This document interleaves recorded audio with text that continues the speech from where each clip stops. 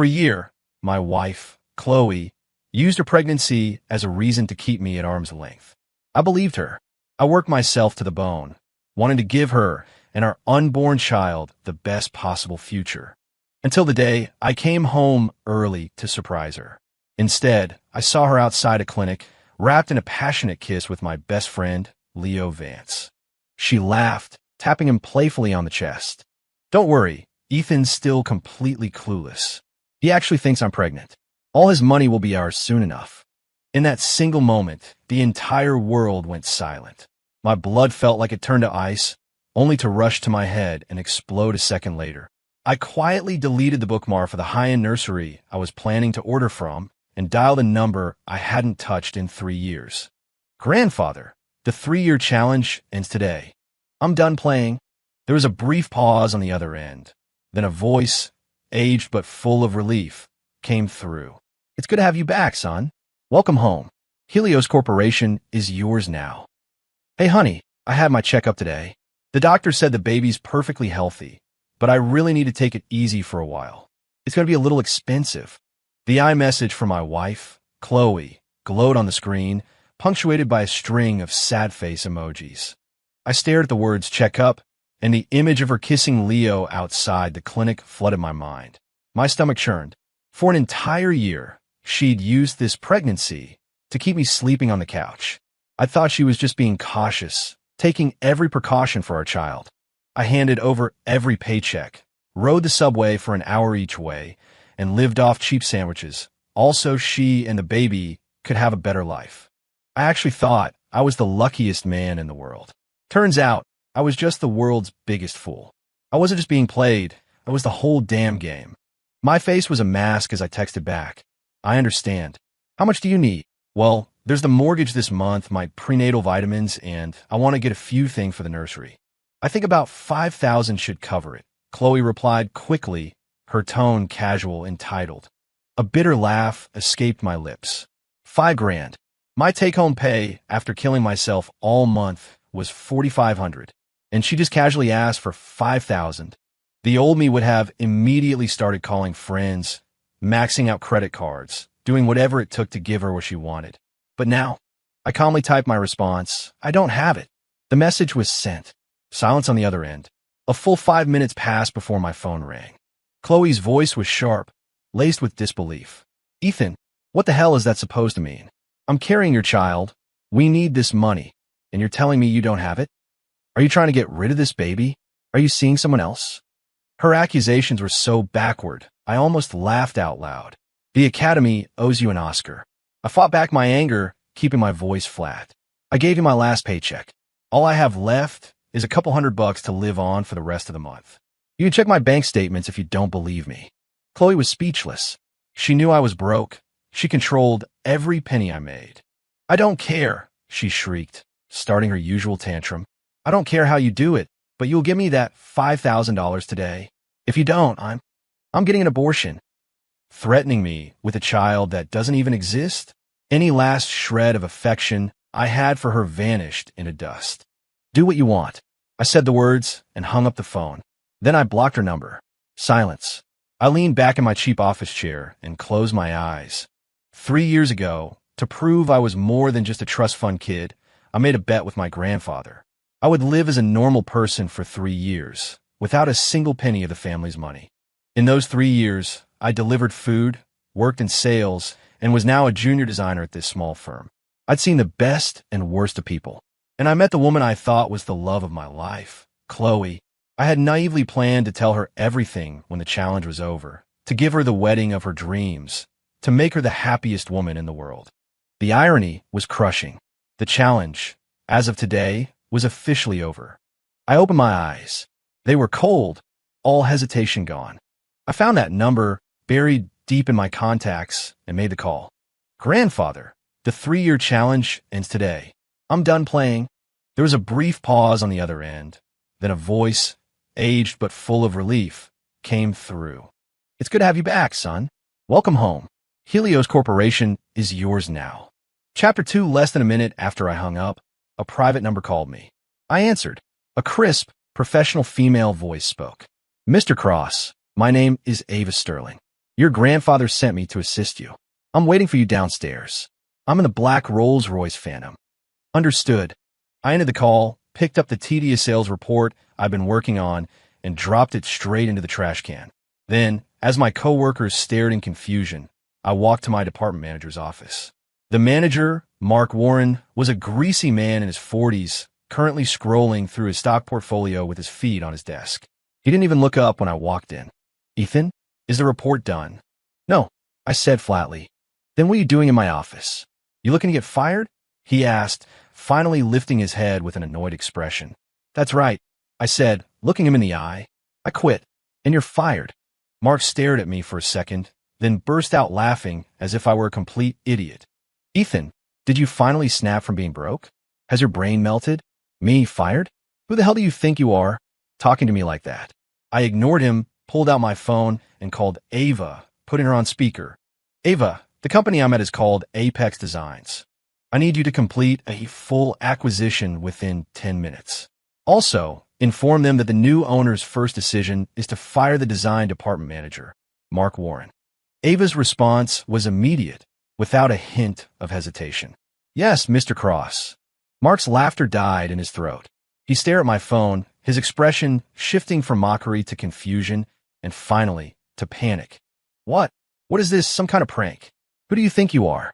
You can't just act this out in the office, he sputtered, his bravado failing him. I didn't waste any more words on him and turned to leave. Just as I stepped out of his office, the company's owner, a portly man with a perpetually sweaty brow, burst through the main door, panting. Trailing behind him were several men in sharp suits, radiating an aura of absolute power. Warren, get your worthless ass out here right now. The owner's roar echoed through the entire office. Mark scrambled out of his office, his face a mask of sycophantic terror. Mr. Peterson, what are you doing here? What am I doing here? I'm here because you're about to sink my entire company. Mr. Peterson slapped Mark hard across the face, then pointed a trembling finger at the men in suits. This is the legal team from Helios Corporation. Our company was just acquired by Helios. Now, immediately, pack your crap and get the hell out. You're fired. Mark was completely stunned. He collapsed to the floor, staring in disbelief at my retreating back. The entire office was dead silent. Every one of my now former colleagues looked at me as if I were an alien. I didn't look back. I just walked downstairs. A brand new, gleaming black Rolls-Royce Phantom was parked to the curb, drawing stares from everyone on the street. The back door opened, and a stunningly beautiful woman in a bespoke power suit stepped out.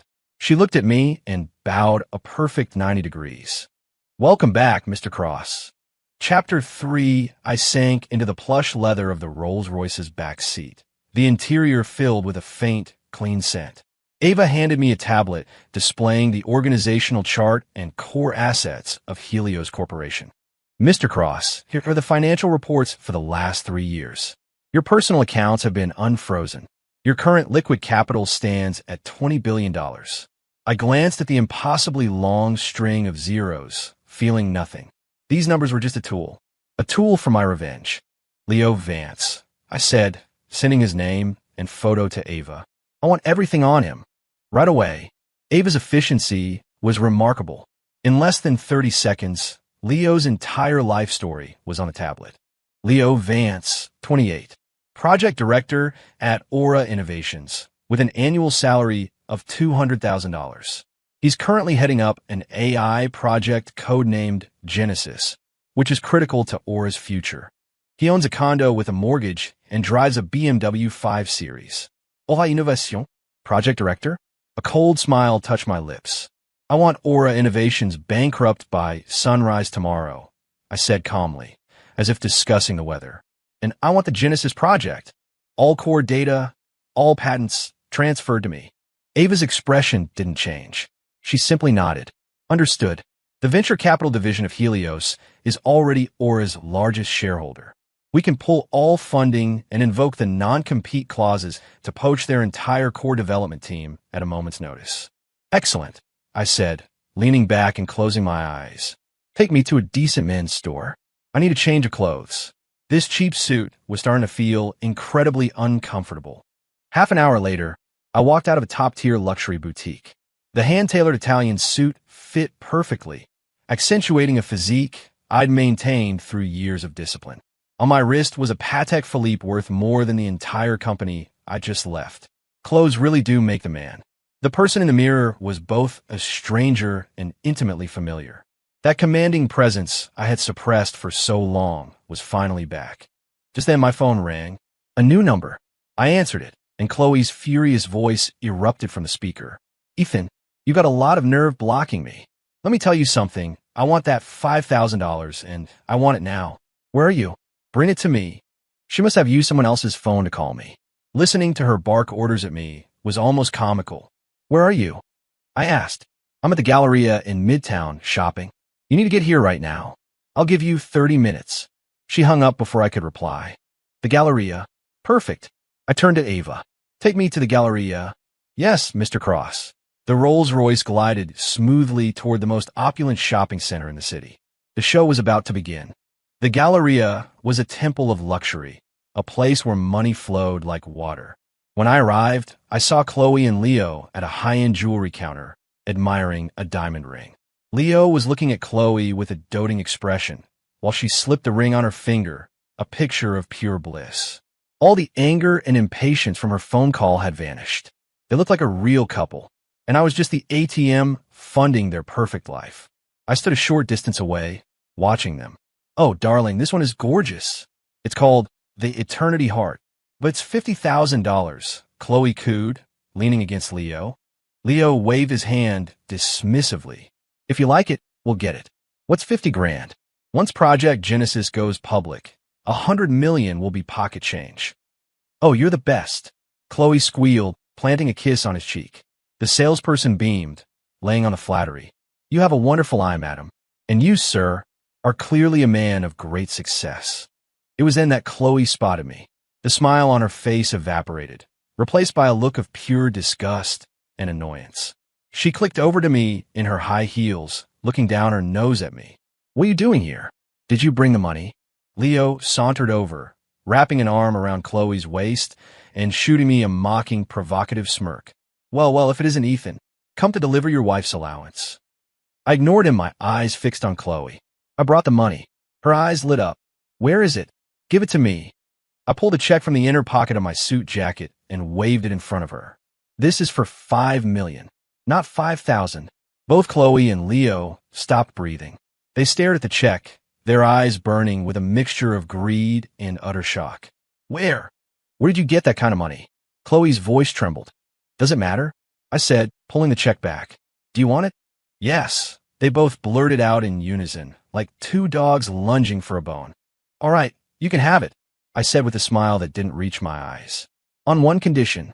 Get on your knees, bark like a dog, and if I'm satisfied, the money is yours." "Ethan, are you insane?"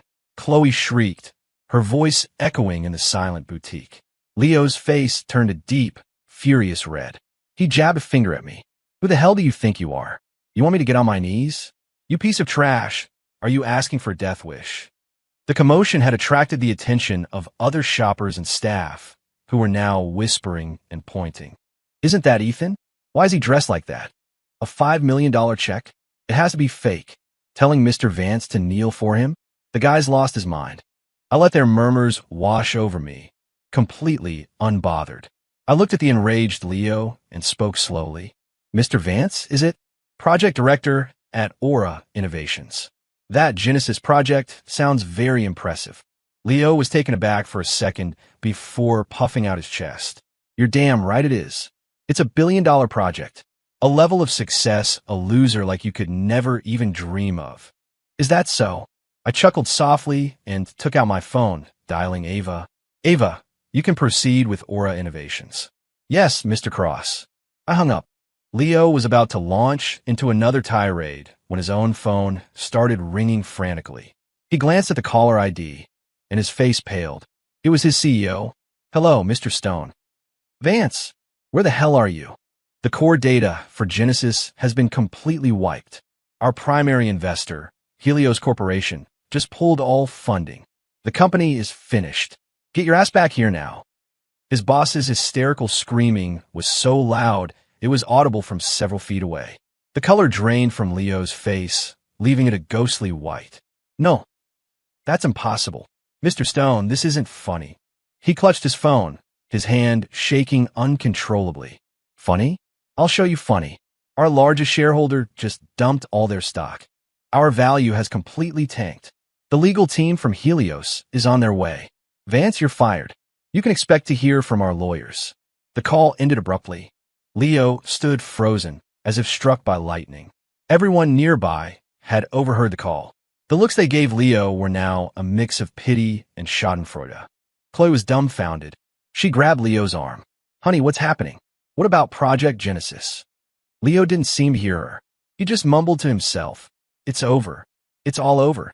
He snapped his head up, his bloodshot eyes locking onto me with raw fear. It was you. You did this, didn't you? I looked at him and smiled. Do you still need me to answer your question about who the hell I think I am? Chapter 6. Leo's lips trembled, but no words came out. Fear, cold and absolute, wrapped around him like a shroud. He couldn't comprehend how the pathetic loser he'd looked down on could suddenly wield such devastating power. How? In the span of a single phone call, his entire world had been brought crashing down. Chloe finally grasped that something was terribly wrong. She looked at my expensive suit, the watch on my wrist, and then at Ava, who had appeared silently behind me, radiating an intimidating competence. An absurd and terrifying thought began to form in her mind. Ethan, you. I cut her off. Chloe, our marriage is over. I took a folder from Ava and tossed it at Chloe's feet. Those are the divorce papers. I've already signed them. The car, the apartment, the savings. You can have it all. I don't want any of it. Consider it payment for services rendered. My voice was low, but each word was a hammer blow, striking Chloe right in the heart.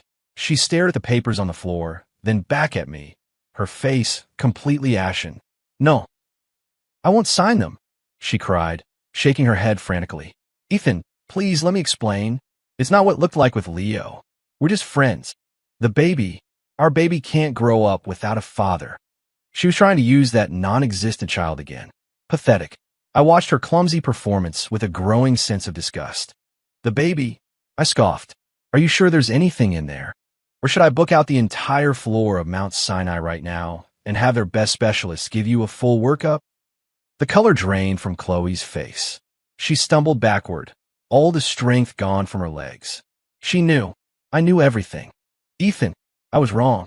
Please, just give me one more chance, she begged, tears streaming down her face in a desperate attempt to win my sympathy. We've been together for so long. Don't talk to me about US. I interrupted, my gaze as cold as ice. You used my money to support your lover while playing me for a fool. Is that what you call a relationship? Chloe, the moment you betrayed me, the only thing left between us was contempt. Without another glance at her, I turned to leave. Ethan, don't go. Leo suddenly snapped out of his daze. He lunged forward, grabbing my leg, and in front of everyone, dropped to his knees with a loud thud. Mr. Cross. Sir, I was wrong. I'm a blind, arrogant idiot. Please have mercy on me. Please let me go. Tears and snot streamed down his face. The arrogant project director was gone, replaced by a pathetic, groveling mess. Please, Project Genesis was my entire life. I'll have nothing without it. I'll die. He started banging his head on the marble floor, over and over, a bloody bruise already forming on his forehead. The entire mall was captivated by the scene. A man who had been the picture of success just minutes before was now prostrating himself like a dog. I looked down at him, my expression devoid of pity. Let you go. When you and Chloe were laughing behind my back, did you ever think of letting me go? When you were calling me a loser, did you ever imagine this day would come? It's too late to beg. I lifted my leg and casually kicked him aside. Get lost. One word, sealing his fate. Chapter 7. With Ava in tow, I left the Galleria. Behind me, I could hear Leo's hopeless wails and Chloe's soul-crushing sobs. It had nothing to do with me anymore. Once we were in the car, Ava handed me a bottle of water. Mr. Cross, Aura Innovations, has already filed for bankruptcy. All data and personnel from Project Genesis will be transferred to our control within 24 hours. Also, regarding Ms. Evans and Mr. Vance's personal affairs. Go on. Our investigation confirms that during your marriage, Ms. Evans repeatedly used your funds to purchase luxury goods for Mr. Vance. They also jointly purchased a property in his name. Their illicit relationship has been ongoing for 2 years. Furthermore, we've confirmed with the clinic that Ms. Evans has no record of ever being pregnant. All of her ultrasounds and medical reports were forgeries, created by an associate of Mr. Vance. Ava recited the facts with dispassionate precision. As I listened, any lingering emotion I felt turned to dust. 2 years.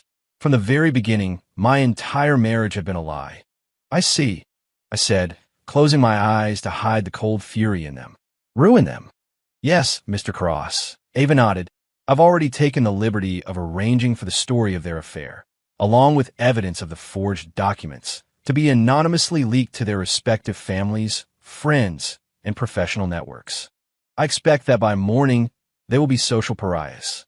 I just grunted in response. For people like them, a quick end would be a mercy, letting them live, drowning in endless regret, shame, and poverty. That was the cruelest punishment of all. The car was quiet. After a few minutes, I opened my eyes and watched the city lights blur past the window. Ava, yes, Mr. Cross. Thank you for these last 3 years. I knew that during my challenge, Ava had been in the background, quietly protecting me, cleaning up messes I never even knew existed. Ava seemed surprised. A faint blush appeared on her normally stoic face. I was only doing my duty, sir. I looked at her, and for the first time in a long time, a genuine smile formed. The challenge is over. You don't have to call me Mr. Cross anymore. Call me Ethan. Chapter 8. In the following days, I began the formal process of taking over Helios Corporation. It was a vast, sprawling empire, but I adapted quickly. My 3 years on the ground, living and working among ordinary people, had given me a much deeper understanding of the market than any executive staring at spreadsheets in a corner office. Ava became my chief of staff. Her competence was undeniable. She managed everything with seamless efficiency. With her by my side, my burden was significantly lighter. Meanwhile, news about Chloe and Leo would occasionally reach me. Just as Ava had predicted, their scandalous story went viral within their social and professional circles. Their reputations were destroyed. Aura Innovations sued Leo, burying him under a mountain of debt. Blacklisted from the tech industry, he was forced to take odd jobs to survive. His former friends wanted nothing to do with him. Chloe's life was no better. Her parents, mortified by the shame she'd brought upon them, kicked her out. Her reputation made it impossible for her to find a job. The assets I had left her, the apartment, the car, were frozen by the court pending the divorce settlement, as she was the adulterous party. Overnight, she went from a pampered housewife to a destitute outcast. I heard they were now living together in a damp, miserable basement apartment, constantly fighting about money.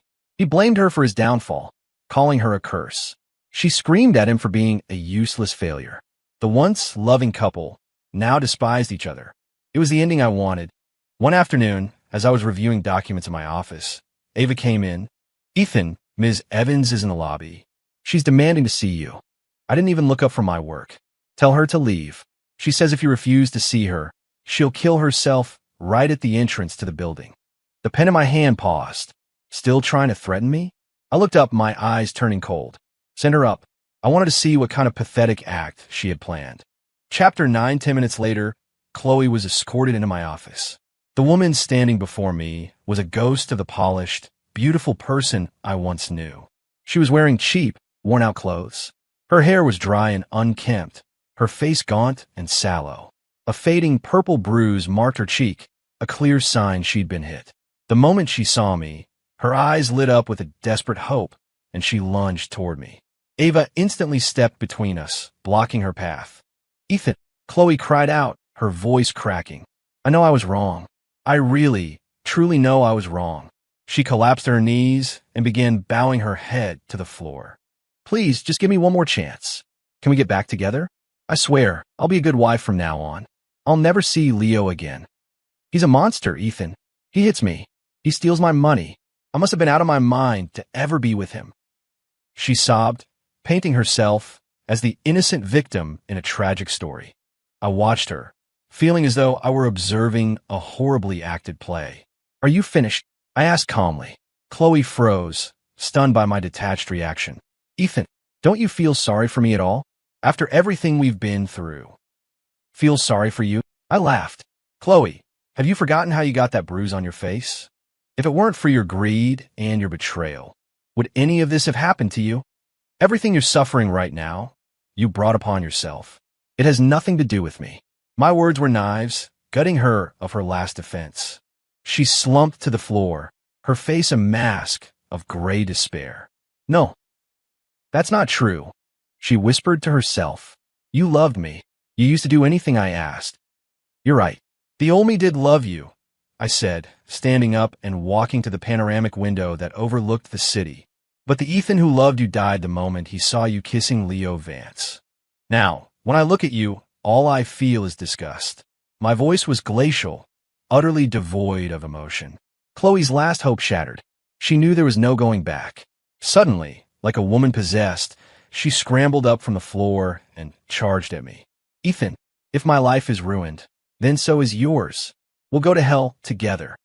In her hand, a small, gleaming fruit knife had appeared from nowhere. She lunged, aiming the blade directly at my chest. Chapter 10. Faced with Chloe's frenzied attack, I didn't even flinch. Ava moved. Her actions were a blur of speed and precision.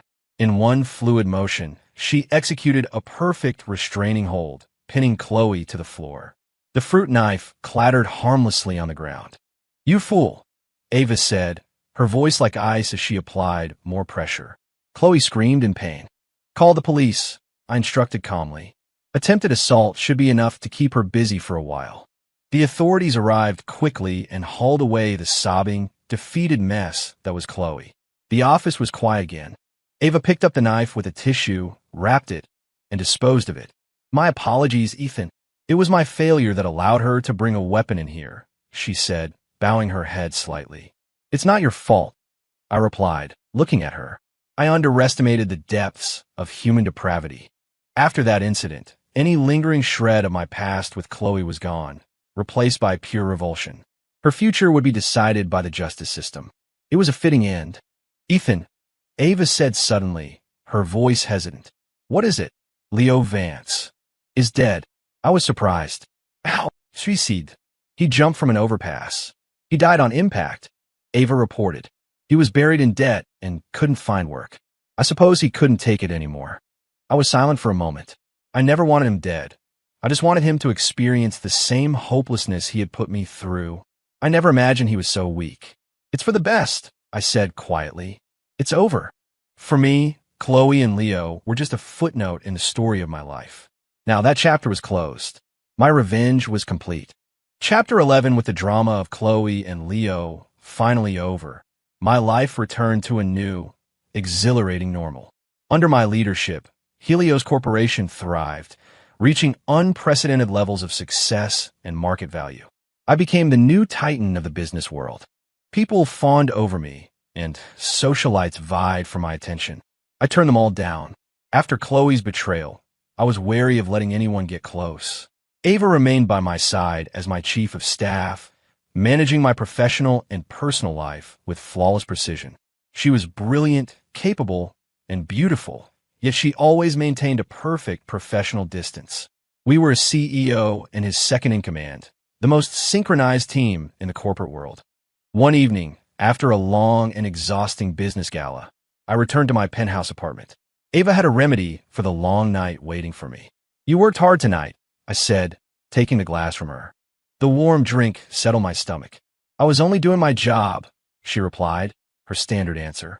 I looked at her. In the soft light of the apartment, her profile was perfect, her cool demeanor hiding a gentleness I was only just beginning to notice. Ava, I said, setting the glass down, how long have you been working for me? She thought for a moment. Counting from the day your challenge began, it's been 3 years and 2 months. And you were with me in the background this whole time? Yes. Why? I asked. With your skills, you could have gone anywhere, at a much better career. Ava was silent. She looked at me, and in her clear eyes, I could see a universe of unspoken thoughts. Because she took a deep breath as if summoning all her courage. Because the first time I saw you, you were on a street corner feeding a stray cat. I knew then that you were different from all the other men born into wealth. I was stunned. I never thought she would remember such a small, insignificant moment. So you were willing to gamble your future on a loser like me? You were never a loser, Ava said, her voice firm with conviction. You were just hiding your brilliance. I always believed that one day you would soar. Her gaze was filled with a profound trust and something more, adoration. In that instant, my heart, which had been guarded for so long, felt a powerful jolt. All this time, when I was at my lowest, someone had been there, silently believing in me, supporting me. Perhaps this was the real point of my grandfather's challenge, to help me see who was real and who was fake. I stepped forward and gently pulled her into an embrace. Her body tensed for a moment, but then she relaxed against me. Ava, I whispered into her ear. Thank you. And from now on, you're fired as my chief of staff. Her body went rigid. She pulled back to look at me, her eyes glistening. Ethan, are you letting me go? Seeing her on the verge of tears, I couldn't help but smile. You goose. I leaned down and kissed her. Be my partner. For everything. Always. Chapter 12. Ava and I were married. The news sent shockwaves through the business world. No one could believe that I, the most eligible bachelor in the country, had chosen my own chief of staff. But only I knew that she was the greatest treasure I would ever find. We had a magnificent wedding. My grandfather, his eyes wet with tears, personally placed Ava's hand in mine. My boy, he said, his voice thick with emotion. You've finally found your happiness. Our life together was everything I never knew I wanted. Ava was not just my partner in life, but my most trusted confidant in business. Together, we took Helios Corporation to even greater heights. Sometimes my thoughts would drift back to Chloe and Leo. They were a stumbling block on my path, a painful fall that ultimately showed me the way forward. Without their betrayal, I might have remained a naive fool, dreaming a foolish dream. I would never have found a woman as incredible as Ava. In a strange way, I suppose I should thank them. Sunlight streamed through the floor-to-ceiling windows, warming Ava and me. She was curled up against my side, reading a book. I ran my fingers through her soft hair, my heart filled with a profound sense of peace. This was the life I truly wanted. Simple, warm, with her by my side. It was more than enough.